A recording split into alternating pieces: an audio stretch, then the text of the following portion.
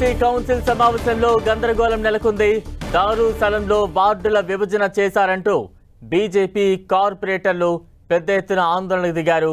ఆ వ్యాఖ్యలపై అభ్యంతరం తెలియజేశారు. బీజేపీ కార్పొరేటర్పై ఆగ్రహం వ్యక్తం చేశారు మేయర్. పేపర్లను చించి కౌన్సిల్లో విసిరివేశారు బీజేపీ కార్పొరేటర్లు. సభ్యుల సూచనలను సలహాలను పరిగణలోకి తీసుకుని ప్రభుత్వానికి పంపించాలని కమిషనర్కు ఆదేశాలు జారీ చేశారు మేయర్. అనంతరం సభను వాయిదా వేస్తున్నట్లు ప్రకటించారు మేయర్. అర్ధాంతరంగా సభను వాయిదా వేయడంతో బీజేపీ కార్పొరేటర్లు ఆందోళనకు దిగారు. To examine the issues in detail and submit the report to the government. Submit the report to the government. I mean, close. Is hereby directed to GHMC council సమావేశం రసాభాసగా మారింది. మరింత అప్డేట్స్ అందించేందుకు మా ప్రతినిధి రాముడు సిద్ధంగా ఉన్నారు. రాముడు.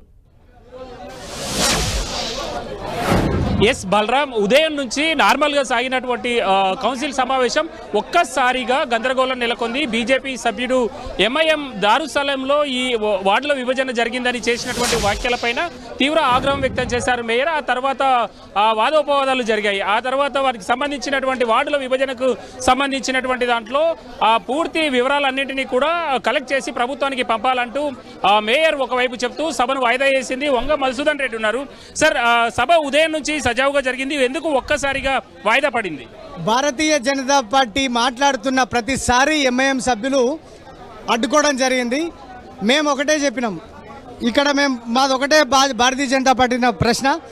ఈ మ్యాప్ చూడుర్రి, ఈ పాత బస్తీ డివిజన్లు, ఇవన్నీ పాత బస్తీ డివిజన్లు, ఇవి శివారు మున్సిపాలిటీలు. ఇవన్నీ ఈ శివారు మున్సిపాలిటీ డివిజన్లు ఏ విధంగా పెద్దగా ఉన్నాయి, పాత బస్తీ డివిజన్లు ఏ విధంగా చిన్నగా ఉన్నాయి.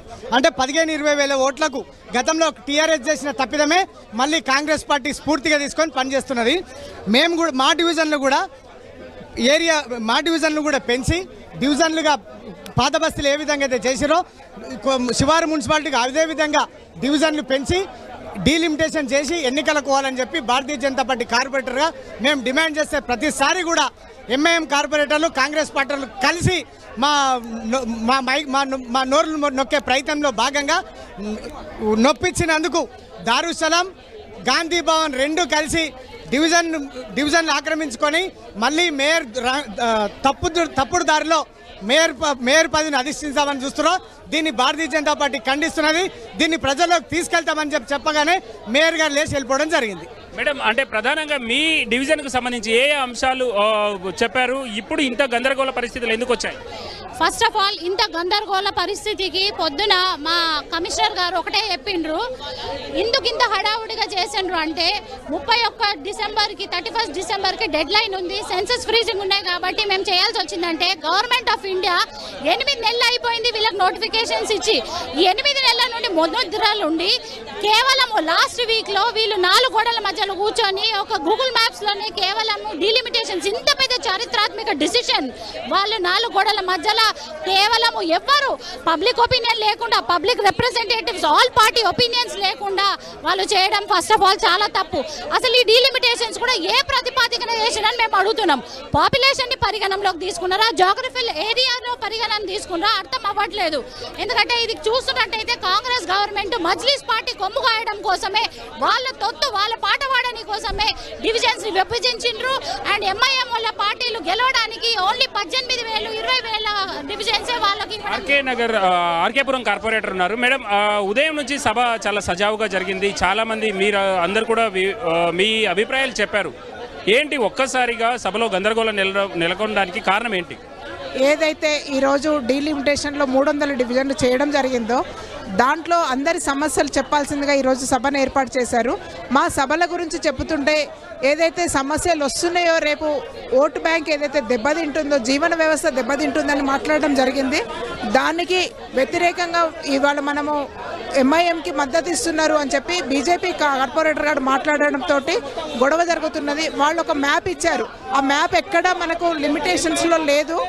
సరిగ్గా లేదు. ఇప్పుడు మహేశ్వరం కాన్స్టెన్సీ తీసుకోండి, జల్పల్లిలో తీసుకెళ్లి మామిడిపల్లి గ్రామాన్ని కలిపారు, తుక్కుగూడ ఇవన్నీ తీసుకెళ్లి చార్మినార్లో కలుపుతున్నారు.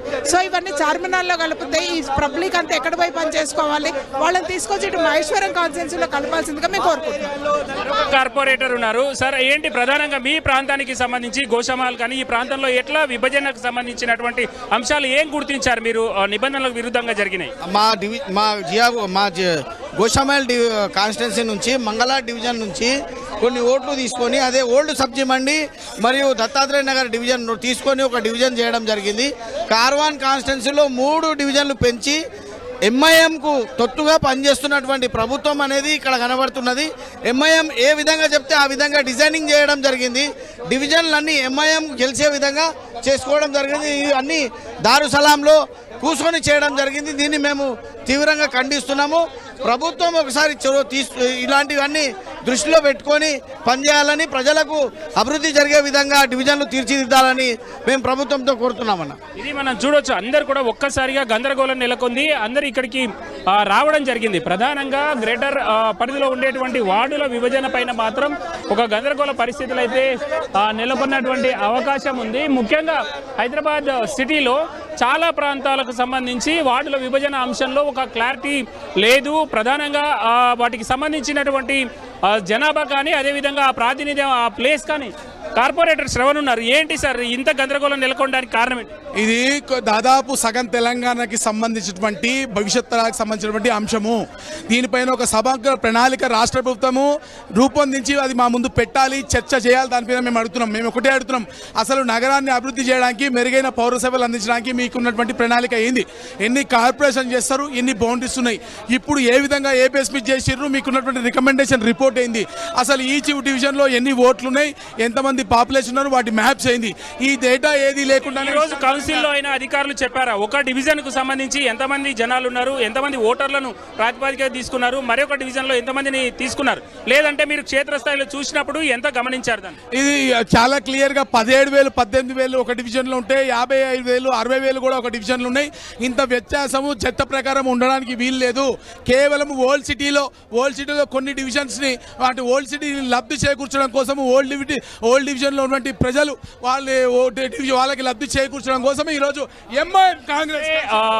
ఎంఐఎం కాంగ్రెస్ కలిపి ఈ విధమైనటువంటి పరిస్థితులు తీసుకొచ్చాయనేది బీజేపీ కార్పొరేటర్లు ఆరోపిస్తున్నారు. ప్రధానంగా జనాభా ఎక్కువగా, ఓటర్లను ఎక్కువగా కొన్ని డివిజన్లో చూపించారు, కొన్ని డివిజన్లో తక్కువగా చూపించారు. ఈ విధమైనటువంటి పద్ధతి సరికాదనేది వాళ్ళు నిరసన వ్యక్తం చేస్తున్నటువంటి పరిస్థితి అయితే మనం ఇక్కడ చూడొచ్చు. బలరాం, రైట్, థ్యాంక్ యూ రాముడు.